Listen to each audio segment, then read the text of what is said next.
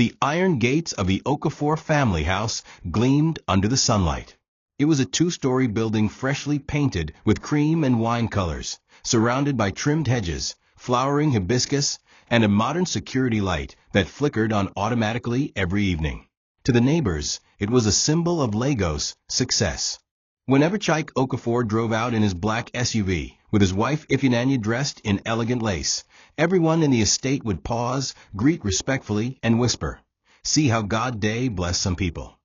In church, the couple sat in front pews, always appearing put together, smiling politely, giving generous tithes, and never wearing the same outfit twice. They were seen as pillars of the community, and their children, Chisholm and Emeka, were nicknamed the blessed ones at school. Yet behind all that elegance was a truth so heavy, it threatened to destroy them. At night, the glamorous house echoed with different sounds, the hum of a fridge, the creak of ceiling fans, and quiet arguments. In the privacy of their bedroom, Chike would rub his face with his palms and whisper, "The bank has called again. They're threatening legal action." Ifunanya would sit beside him, her head on his shoulder, trying to be strong even though she, too, was cracking. The house had been on mortgage for nearly 10 years. It was supposed to be paid off when a government contract Chike won matured, but the contract was revoked during a political reshuffle. Since then, everything had collapsed.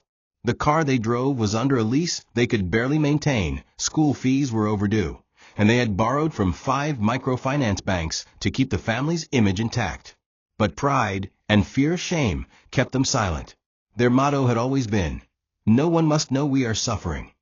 Still, they found a way to keep appearances. Every month, they would manage to repaint the gate, fix the leaking roof, and even give church donations in bits just to avoid questions. They sold Ifunanya's gold jewelry in secret and borrowed foodstuffs from discreet shops that allowed them to pay later. Even when hunger pinched, they made sure the children never noticed. To Emeka and Chisholm, life felt normal.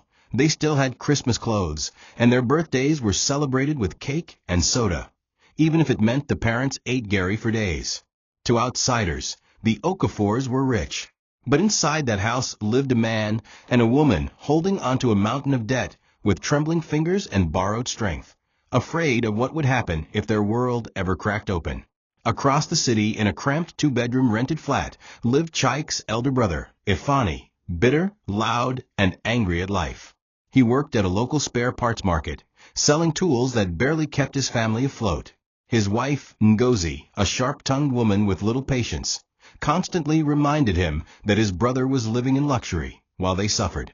"See the way Chike day shine," she would hiss. "You follow born the same day? Na the same blood una carry? But see us. See our life." And Ifani, though older, felt reduced every time he saw Chike's family pass in their SUV. He convinced himself that Chike was proud and wicked, a younger brother who got money and forgot those who helped raise him. What he didn't know, or refused to acknowledge, was that Chike had been quietly helping him for years. Every few months, Chike would send him a bag of rice, cooking oil, or 10,000 Nigerian nairas for his children's school levies, and always with a smile, pretending it was nothing. Ifani would accept but still complain, "Only this? When you day live for mansion." He didn't know those gifts were not from abundance, but from sacrifice. Chike often skipped lunch at the office to save the money, but Ifani didn't care. His heart had already been infected by the virus of comparison. At church, he would sit at the back and watch as people greeted Chike and his family. He would murmur bitterly under his breath, "One day, this your enjoyment go finish." He saw his brother's blessings as personal insults, each smile as a mockery to his own suffering. And Ngozi did not help. She added poison to the fire. "If Nami, I for no day smile with them again," she said. "That house go be our own one day. You go see." She would deliberately dress her children in worn-out clothes and send them to play near Chike's house, hoping someone would notice and give them handouts. Ifani, rather than confronting his pain with dignity, began to dream of his brother's downfall. When he heard Chike had traveled to Abuja for a job meeting, he called another relative and said, "Him day go chop government money again. Him no remember say Nami train am for secondary school." Even if it was a lie, He told it with full chest. Envy had become his truth, and the bitterness was now stronger than blood. One evening, as thunder rumbled in the distance and the children played inside, Chike stood quietly by the gate, watching raindrops begin to fall. He looked at the freshly repainted wall, the trimmed flowers, the driveway, and felt nothing but exhaustion. Ifyinanya joined him, holding a warm cup of Lipton tea, and whispered, "We can't keep doing this, Chike." But he shook his head. "We have to. For the children. For our name."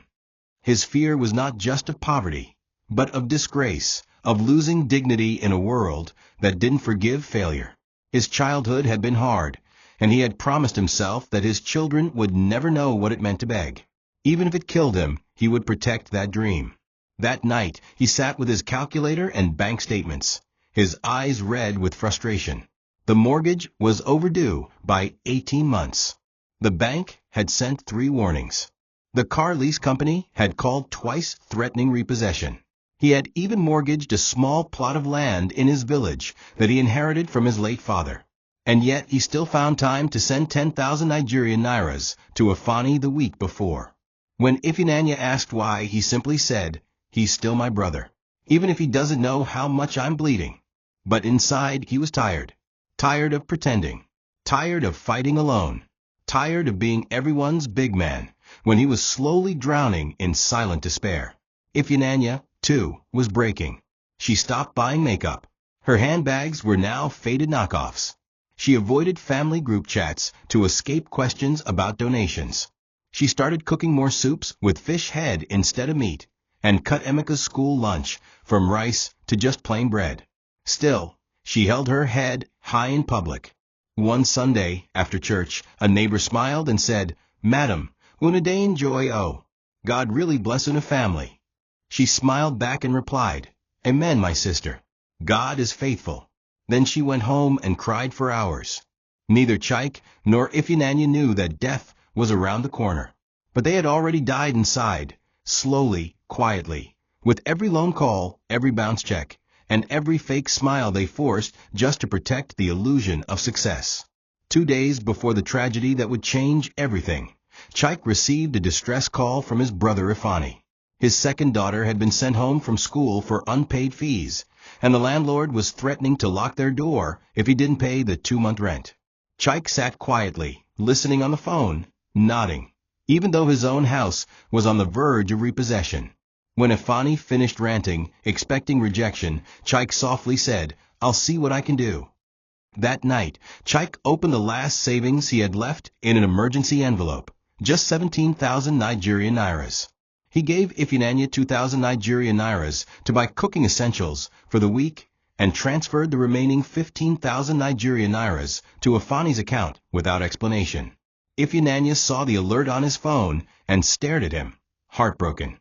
"You've done more than enough, Chike. They don't even appreciate you."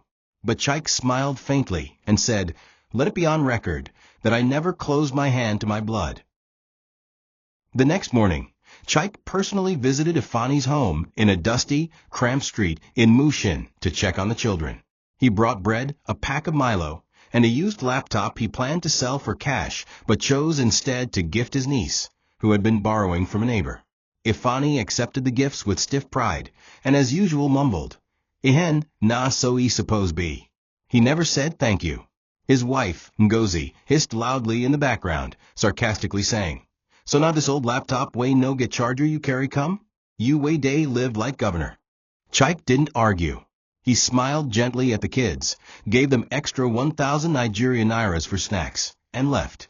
As he walked back to the car, his heart felt heavy. He knew he was on the edge financially and emotionally. He hadn't told Ifani he received another final letter from the bank that morning, one more delay, and they would initiate legal proceedings to repossess the house. He prayed silently, "God, please don't let my children suffer." He had no idea that his own prayer would be answered, but not in the way he expected. That night, while Chike and Ifyinanya sat at the dining table discussing their next plan, maybe selling the car to reduce pressure, a call came in. A long-lost client from the north was asking if Chike could travel urgently to Abuja for a potential contract revival. Hope returned to their eyes. Chike hugged his wife, saying, "This may be it." He didn't know that fate had already written a different ending. The following morning, he packed a few shirts, kissed his sleeping children, and left for the airport with Ifeanyi, who insisted on going with him for support. On their way back from a meeting, elated by how promising the deal sounded, they drove through the Lagos-Benin Expressway in the rain. A trailer, trying to overtake from a wrong side, lost control. The crash was instant. By the time help arrived, their car was a twisted wreck, and Chike and Ifeanyi were pronounced dead at the scene. What was meant to be the beginning of their salvation became the end of their lives, and the beginning of a cruel storm for their children. The news broke like lightning across the estate. That morning, the sun refused to rise. Neighbors screamed as the bodies of Chike and Ifeanyi were brought home in black body bags. The once vibrant compound turned into a silent funeral ground. Chisholm wailed uncontrollably, clinging to her mother's lifeless hand. Emeka, too shocked to cry, stood in a corner with trembling lips, whispering, "It's a lie. This can't be real." Church members gathered, pastors prayed, friends sobbed. But none of them knew the full weight of what the children were about to face. The house that once represented pride was now a tomb of memories. Inside the master bedroom were bank letters stacked beneath the bed, a brown envelope containing debt documents, and Ifeanyi's diary, where she had written, "Every day I smile to hide the fear. I only hope our children will forgive us one day." As funeral arrangements began, family members started appearing like vultures. Aunties and uncles, who never visited when the family was alive, now arrived with fake sobs and long speeches. Ifeanyi was the loudest among them. He wore starched white lace and a red cap, and walked around giving instructions, like the chief mourner. "My brother was a great man," he said with tears that refused to fall. But his eyes constantly scanned the compound. He was already measuring spaces, the backyard, the rooms, the parking lot. Behind the scenes, he had already told Ngozi, "We must not let anybody claim this property. Even the land in the village. I go take am." They assumed Chike died a wealthy man. Nobody, not even the children, knew the truth of the debt until much later.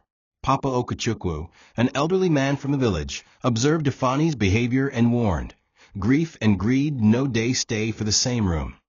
But his voice was ignored. The burial day came with tears and thunder. The rain poured heavily, like the sky itself mourned. As the caskets were lowered, Chisholm collapsed. Emeka screamed until his voice cracked. After the burial, when everyone returned to the house, Chisholm overheard her uncle saying to another relative, "The children will go and stay with someone else. We go manage this place till things settle." Her heart stopped. She didn't understand. "But this is our home," she whispered to Emeka. That night, she tried to sleep beside her brother in the room she had always known. But her chest ached with fear. Her uncle was planning something wicked. And they were just children. The world suddenly felt cold and unfamiliar. The next few days would shatter every illusion of family she ever held. Less than a week after the funeral, the compound that once echoed with love now throbbed with tension. Ifeanyi moved in without informing anyone. He arrived with two of his sons, a lorry of old furniture, and bags of clothes, acting like the rightful owner. He began issuing instructions, repainting the exterior, changing the locks, removing family pictures from a wall. He told people it was temporary, but his voice carried the arrogance of permanence. "Na me be the elder brother. Everything my brother get, na me get am now. No lawyer fit challenge me." Chisholm watched from a corner as their photo frame was dumped into a carton. Her fists clenched. She wanted to scream, to fight, but she was just 15. Her voice held no legal weight, and her tears made no difference. Ngozi arrived the next day with loud wrappers, baskets of food, and her own children. She walked into Ifeanyi's kitchen and began clearing the cabinets like a queen reclaiming her palace. "See how dem day waste space," she muttered, discarding Chisholm's mother's old pots. Emeka, confused and scared, tried asking questions but was shushed. When Chisholm tried to confront her uncle, Ifeanyi barked, "Namide pay rent now. If una no gree, pack and go." The words stung like lashes. That evening he brought a half-educated, dubious man who called himself Barrister Okoro. They forged papers claiming that Chike had verbally willed the house to him, and without checking the financial liabilities, they filed to take over the property. The barrister pocketed his fee, smiled, and said, asterisk, everything day, all right now. You be landlord. 3 days later, Ifani returned home with a final blow. He called the children to the living room and dropped their school bags on the floor. You people go and stay with Papa Okachukwu in the village. From now on, this house no be una own. Chisholm fell to her knees, weeping. Uncle, please, this is our only home.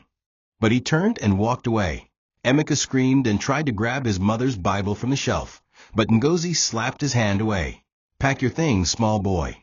And just like that, the children were thrown into the street, bags in hand, hearts broken, no roof over their heads. Neighbors watched in silence, too afraid to interfere. A woman whispered, they're just children. But in a world where envy speaks louder than truth, compassion dies in silence. That night, Chisholm and Emeka slept under a mango tree, staring at the same mansion where their parents once dreamed, now owned by Betrayal. The night the children were expelled from their parents' house was the longest night of their lives. Chisholm and Emeka walked silently for hours, dragging a small black bag with their few clothes, their school uniforms rolled inside plastic bags, and their mother's old Bible clutched to Chisholm's chest like a lifeline. The street lights flickered as if unsure whether to help or disappear. People passed them, some curious, some pretending not to see. No one asked questions. No one offered a hand. The streets of Lagos, once their home, now felt like a foreign place, indifferent and cold. They eventually settled under a half-dead mango tree beside a closed mama-put joint. The dusty concrete was their bed. Chisholm wrapped Emeka's small frame in her wrapper and cradled him as he cried himself to sleep, whispering through broken sobs, "Sister, is this a dream?" She had no answer, only tears. Rain began to fall around 3 a.m., soft at first, then violent. It soaked their clothes, their bags, and their skin, chilling them to the bone. Emeka woke up coughing, and Chisholm held him tighter, but her own hands were trembling. Hunger gnawed at them, and their bodies ached from the hard ground.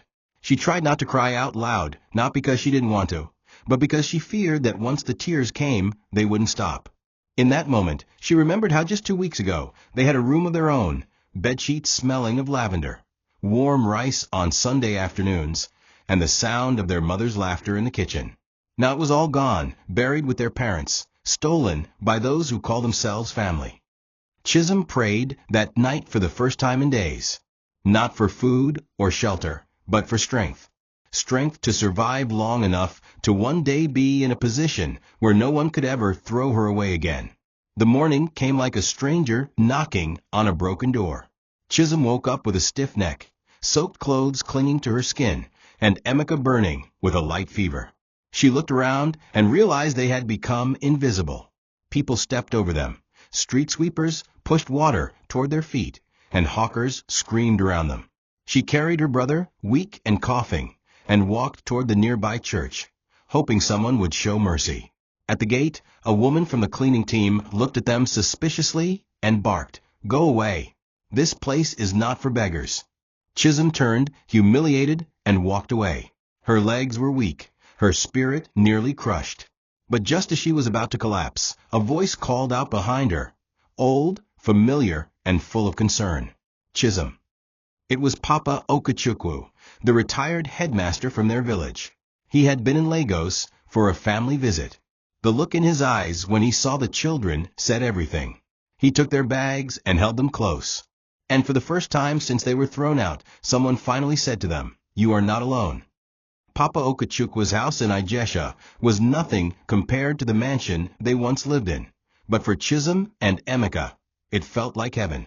A two-room face-me-I-face-you apartment with faded curtains, a shared outdoor toilet, and kerosene lamps for light. Yet the warmth there was real. He cooked hot pap and akra that morning, fed Emeka with his hands like a grandfather would, and gave Chisholm dry clothes to wear. The first night they spent under his roof, they slept deeply, not because the bed was soft, but because the fear was gone. Papa asked no questions immediately. He let them bathe, eat, rest. Only after dinner, when the breeze had cooled the room, did he sit them down and say gently, "Tell me everything." Chisholm broke down as she spoke, describing how their uncle kicked them out, how the house became a stranger's palace, and how no one defended them. Emeka said little, just stared at the floor. Trauma had stolen his words. Papa Okechukwu listened quietly, nodding, tears glistening in his eyes.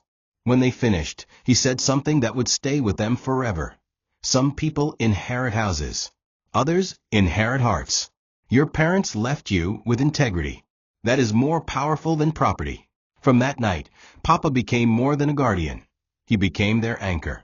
He took Chisholm to a nearby government school and pleaded with the headmistress to allow her resume, promising to pay her fees with his monthly pension. He also convinced a mechanic down the road to allow Emeka sweep and watch at the shop, just to stay active. Life wasn't easy. The water pump broke often, mosquitoes buzzed through torn nets, and food was always measured. But they were safe. They were loved. And Chisholm, in particular, began to harden her resolve. One night she whispered to her mother's Bible, "You may have lost the house, Mama, but I will not lose myself." Meanwhile, at the old house, Ifeanyi and Ngozi were celebrating. They had repainted the compound in gold and white, placed their children in private schools, and held a small Thanksgiving service where they testified that God had remembered them. Ifeanyi bragged to his friends that my brother was hiding riches. Thank God he didn't take it with him to the grave. Ngozi redecorated the bedroom, burning Ifeanyi's old bedsheets and changing the curtains to pink velvet. She hosted her prayer group and danced in the living room, saying, "See how enemies fall. Now we day chop now." But in their celebration, they ignored the letters piling in a drawer, stamped in red ink, marked final notice. The fake lawyer, Barrister Okoro, had assured them the house was legally theirs. But he never mentioned the mortgage. He didn't know. He didn't care. And very soon, the ghosts of greed would start knocking. The compound echoed with laughter, but beneath the tiles, the cracks were growing. Ifeanyi strutted through the estate like a newly crowned king. He held morning meetings with community leaders, boasting about renovations and donations. People began calling him Landlord Ifeanyi, and he soaked in the respect like a sponge. Even his children, who once sat at the back in school, now flaunted iPads taken from Chike's belongings. Ngozi threw a housewarming party and invited all her former critics. She wore new gold jewelry and declared, "God has silenced our mockers." But inside a drawer in the study, untouched and unopened, were 5 sealed envelopes from the bank, all marked urgent. Ifeanyi told himself he would deal with them later. Right now he was busy being celebrated. Right now he was finally someone. But karma moves slowly, like a snake through tall grass. The day the 6th letter came, it was hand-delivered. A man in a gray suit walked into the compound, asked for Mr. Ifeanyi Okafor, and handed him a thick envelope. Neighbors peeped from windows as the man walked out without a word. Ifeanyi opened the letter and froze. His hands trembled as he read. The house he now called his own was 12.6 million Nigerian nairas in debt. The bank had tried reaching the previous owner, Chike, multiple times. Now they were coming for the new occupants. If no payment was made within 30 days, they would begin repossession procedures. Ifeanyi stumbled to the chair, his knees weak. Ngozi rushed in and grabbed the paper, her eyes scanning quickly. Then she screamed, "What is this? You said the lawyer cleared it. You said this house was ours." Panic set in. Ifeanyi tried calling Barrister Okoro, but the number was switched off. He drove to the office address on the letterhead. It was an uncompleted building. The lawyer had vanished. Neighbors began whispering.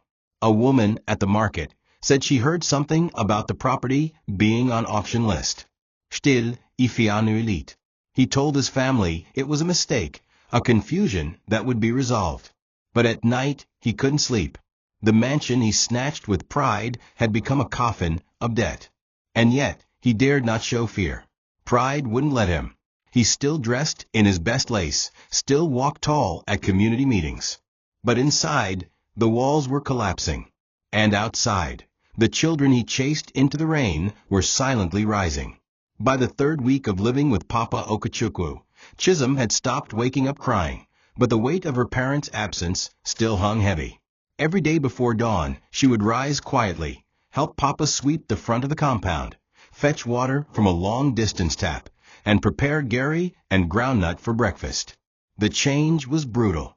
She went from sleeping in a queen-size bed to a thin foam placed on the floor beside Emeka. But pain had given her purpose. She began hawking bread for a woman named Mama Isioma, walking through hot streets under the sun, balancing a tray on her head, calling out with a strained voice, "Sweet bread, fresh bread." People would stare at her, some recognizing her as that rich man's daughter, others just ignoring her.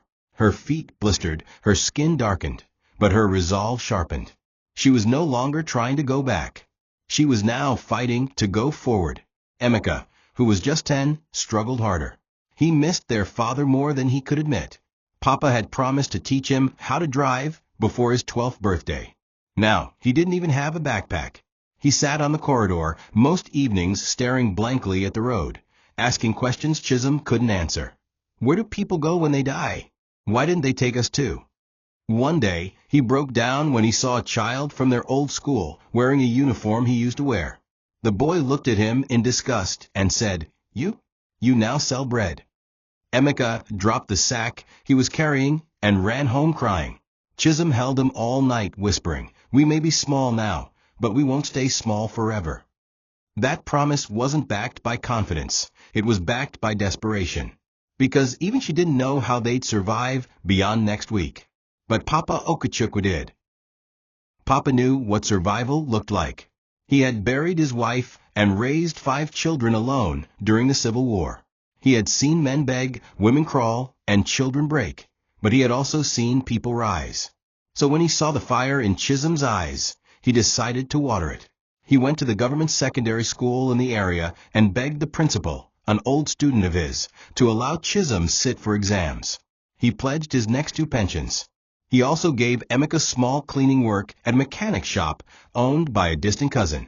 Chisholm returned to school in second-hand shoes with a nylon bag, but her mind was sharper than ever. She soaked in every lesson like her life depended on it, because it did. Even her teachers noticed her hunger. She stayed back after classes, asked questions others ignored. While her uncle mocked her in absentia, Chisholm was laying the foundation for a future so bright it would one day blind every voice that doubted her. Back in the repainted mansion, the mood had changed. The air was no longer filled with music and thanksgiving, but with whispers, anxiety, and sudden outbursts. Ngozi had stopped inviting her prayer group over. The last time she did, one of the women read the repossession notice stuck behind a cupboard door and ran her mouth all over the estate. Ifani, now constantly sweating, barely ate. His phone rang daily, bank officers, legal threats, and the leasing company all demanding repayment. He couldn't admit that he had no idea how deep the debt was. The house, supposedly a gift from heaven, had become a cursed crown choking him with every letter. One afternoon, he collapsed while reading the latest demand notice. His blood pressure had risen sharply, and his vision blurred. His eldest son found him on the floor, gasping for air.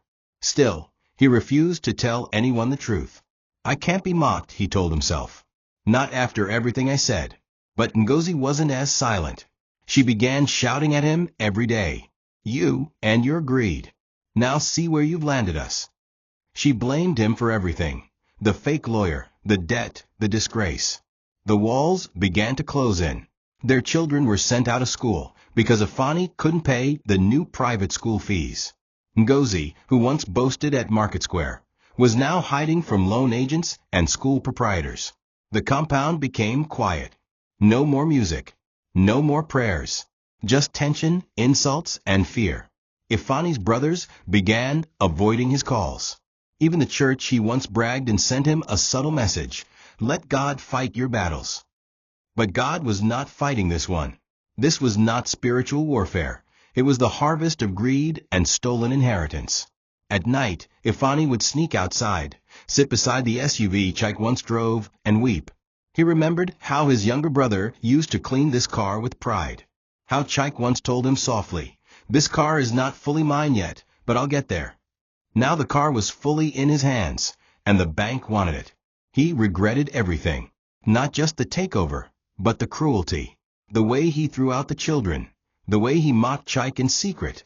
The way he took from a man who once gave him rice in silence. He tried to call Chisholm once, but hung up halfway. What would he say? That he was sorry? That he didn't know? The truth was, he didn't care then. Now it was too late.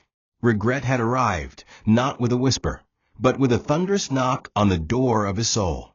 Chisholm's first term back in school was hard. She had to adjust from a private school with ACs and whiteboards to a public school with broken benches and overcrowded classes.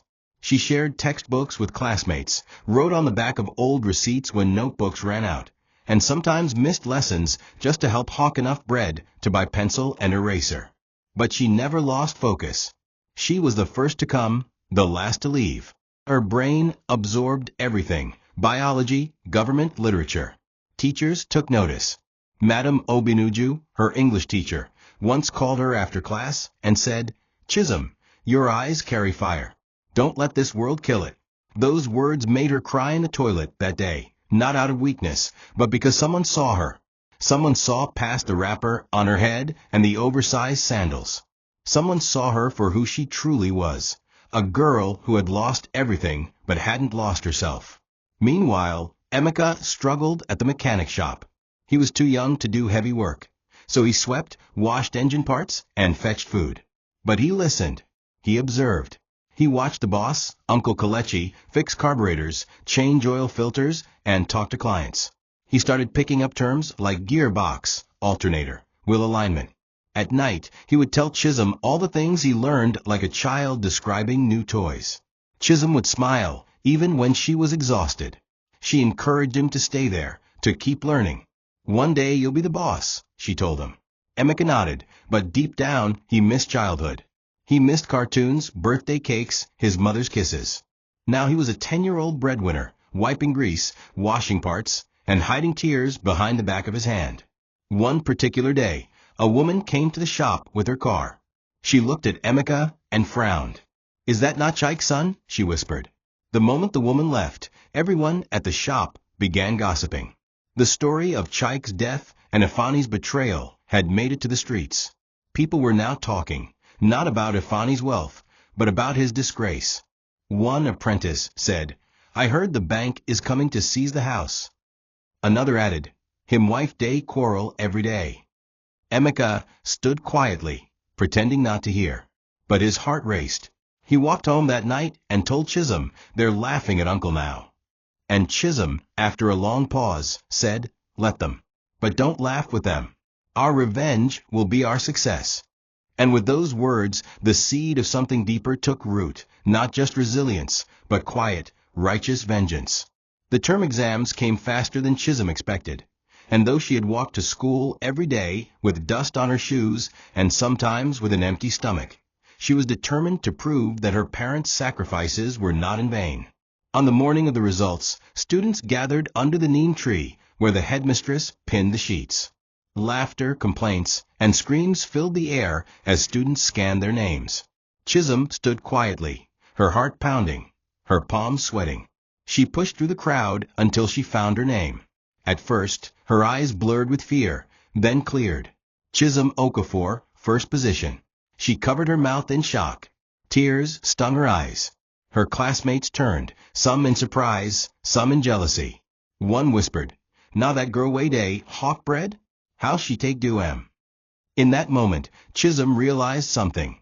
Life had taken her home, her comfort, her parents, but it could never take her mind. The headmistress called her into the office later that day.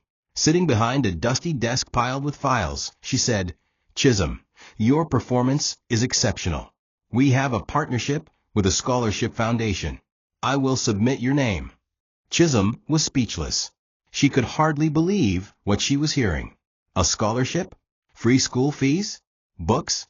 Hope, which had been only a fragile thread she clung to, now felt like a rope pulling her upward. She thanked the headmistress and left with shaking legs. When she reached home, She burst into the small room where Papa Okachukwu and Emeka were eating Gary. "Papa, I came first," she shouted, tears flowing freely. Papa clapped, laughed, and hugged her, whispering, "Your parents are smiling from heaven tonight." Emeka, wide-eyed, beamed with pride, saying, "I told you my sister is the best." That night, they ate Gary with sugar instead of salt, and it felt like a feast. But the journey didn't end there. A week later, a letter arrived officially confirming her scholarship. It covered her fees until graduation and included a small stipend for books. Chisholm knelt and cried again. This wasn't just about money. It was dignity restored. The villagers who mocked her began to whisper in new tones, "That girl is serious. Maybe she go make am." For Chisholm, it wasn't about proving them wrong. It was about honoring her parents' struggle, about building a life where no one could ever throw her into the rain again. And for the first time since the accident, she allowed herself to dream. Not of houses or cars. Those had destroyed her family. But of freedom. Freedom from shame. Freedom from begging. Freedom from being at the mercy of envy. She vowed silently, "I will succeed. And one day, Uncle will see it with his own eyes." While hope sprouted in the hearts of the children, trouble multiplied inside the mansion Ifani stole. The golden paint was still fresh, the curtains still new, but the air inside was rotten with quarrels and fear. The sixth notice from the bank had come, and this time it was not just paper. Bank officials had walked through the compound, measuring walls, taking pictures, and writing down details. Neighbors stood outside the gate, whispering, "Dem go soon collect this house." When they left, Ngozi erupted like a volcano.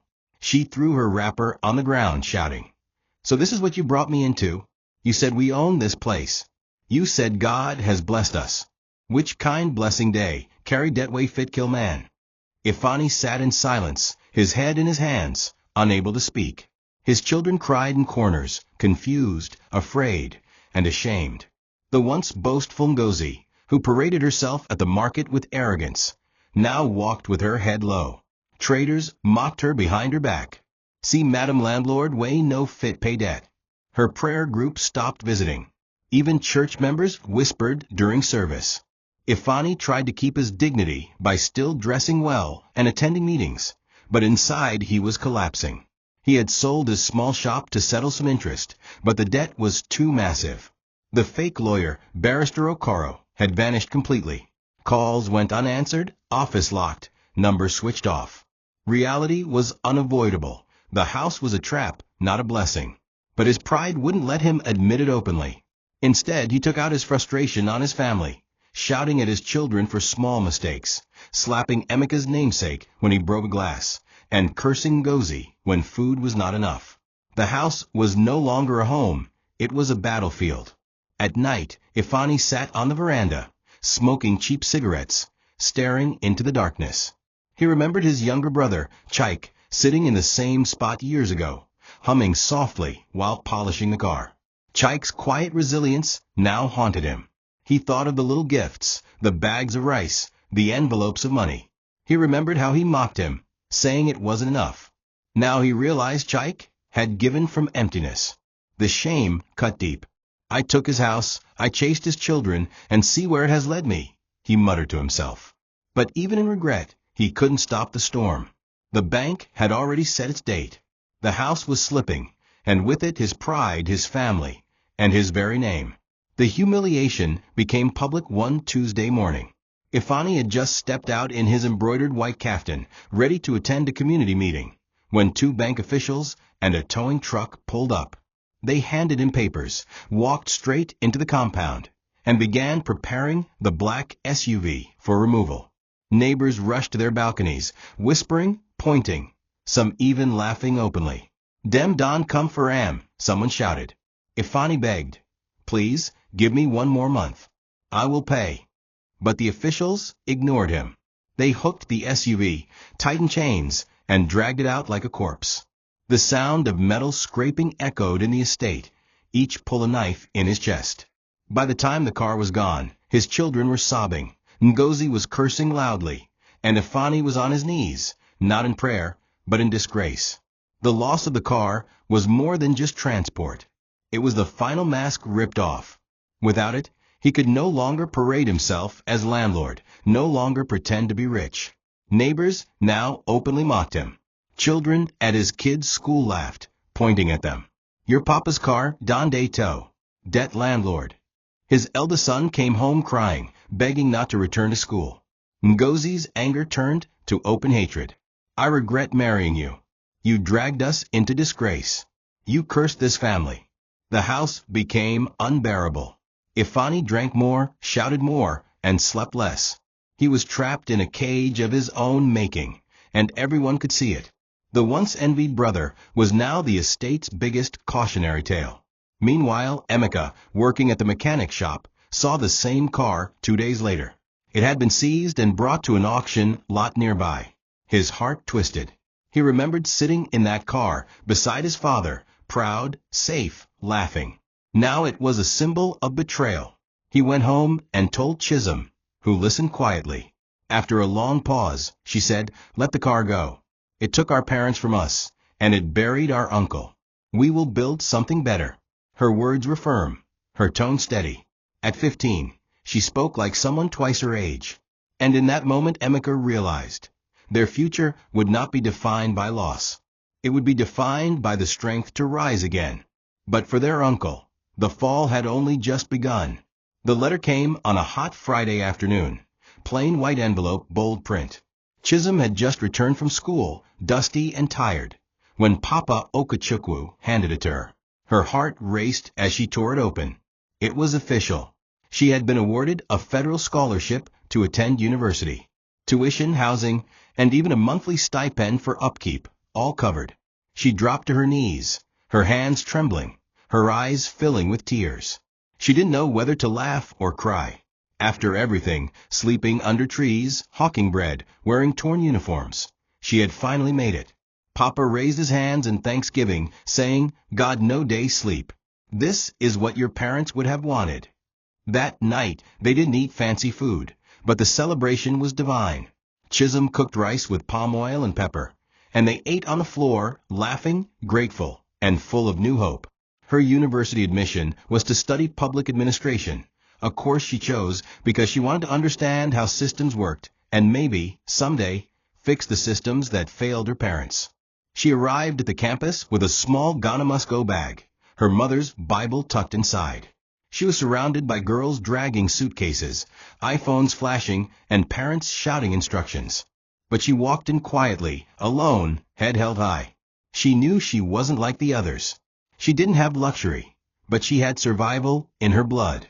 In her first semester, she stayed focused, attending every lecture, borrowing books from the library, volunteering in study groups, and never forgetting who she was or where she came from. While others went to parties and clubs, Chisholm worked evenings at the school bursary office, sorting files for extra income. When she laid on her bunk at night, she would stare at the ceiling and whisper, "Mama, Papa, I'm still standing." Meanwhile, Emeka was no longer just the errand boy at the mechanic shop. He was now fixing actual cars. Uncle Kelechi noticed his dedication, the way he stayed after closing hours to ask questions, the way he treated customers with respect. Emeka had grease-stained hands, but pride in his eyes. He was only 11, but he could diagnose a car problem by sound. One customer returned just to thank him for pointing out a faulty brake issue no one else had noticed. Uncle Kelechi pulled him aside one evening and said, "You no be ordinary boy. I go train you proper." That night, Emeka walked home with oil on his face, sweat on his back, and hope in his chest. He didn't care that he had no school shoes or iPhone. His hands were beginning to build his future. And, in his small way, he was contributing money to the house, buying Gary, bringing fish, supporting Chisholm like she once supported him.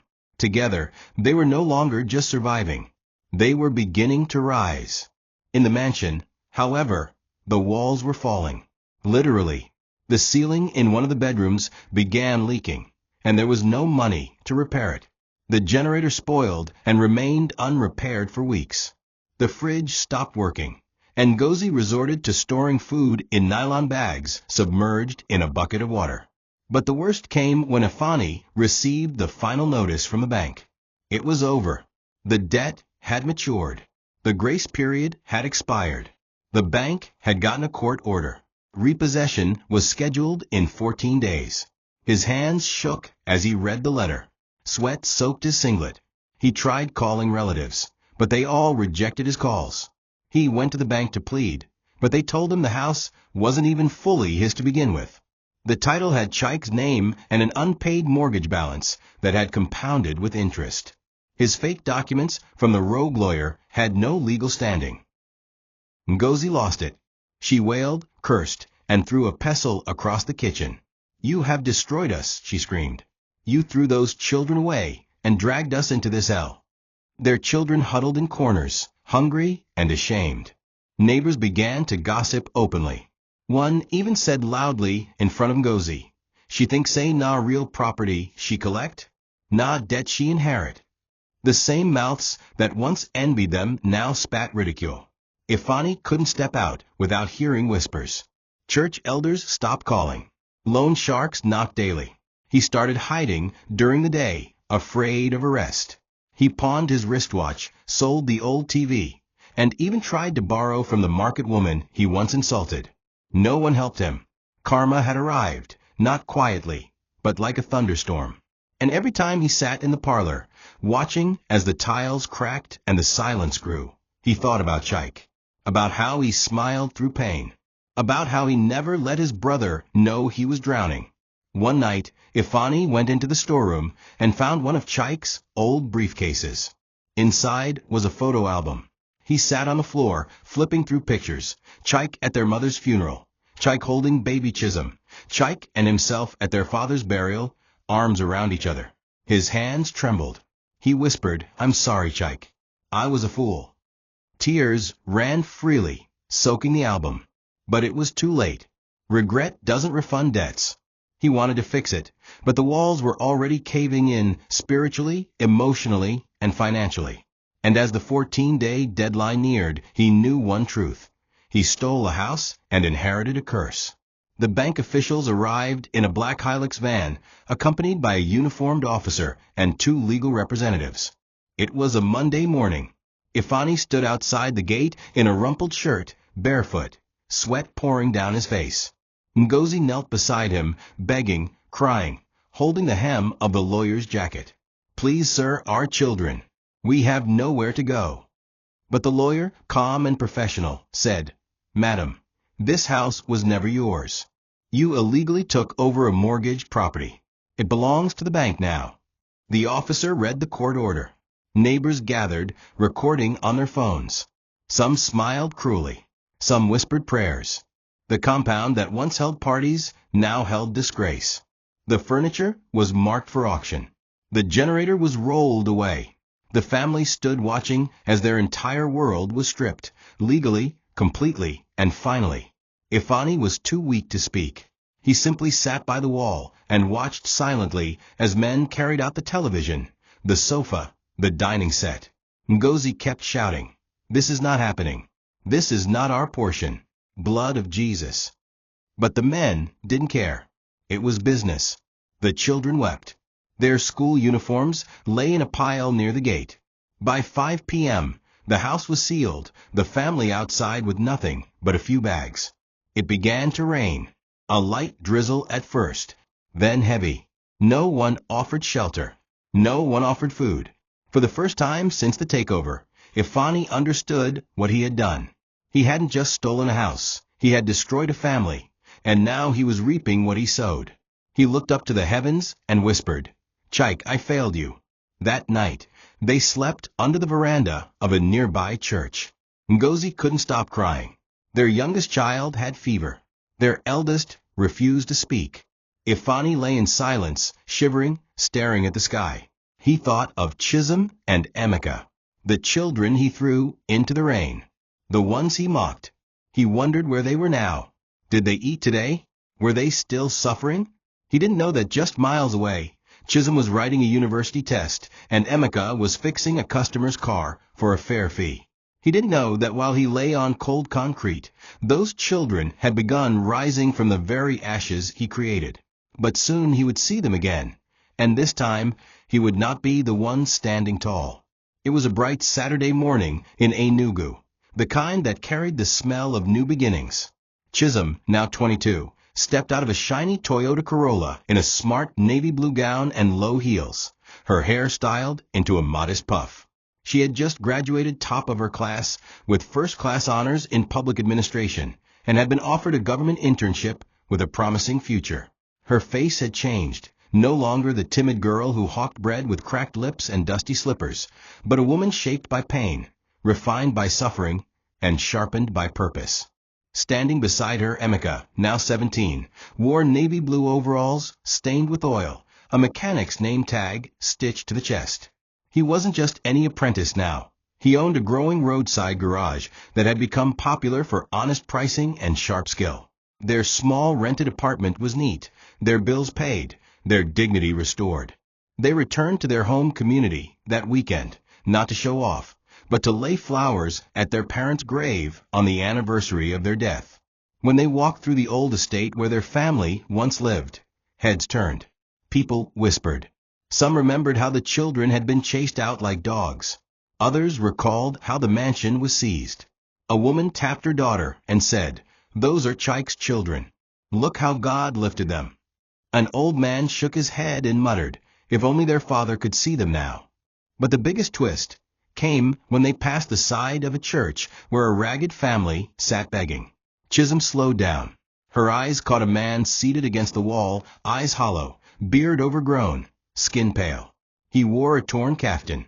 Beside him, a woman, worn out and barefoot, fanned a child with a torn schoolbook. It took Chisholm a second. Then she realized it was Uncle Ifani. He looked up and froze. Time stopped. His lips trembled. Emeka's fists clenched, but Chisholm touched his arm gently. Ifani scrambled to his knees, grabbed Chisholm's slippers, and burst into tears. "Forgive me. Forgive me. I didn't know. I was blind.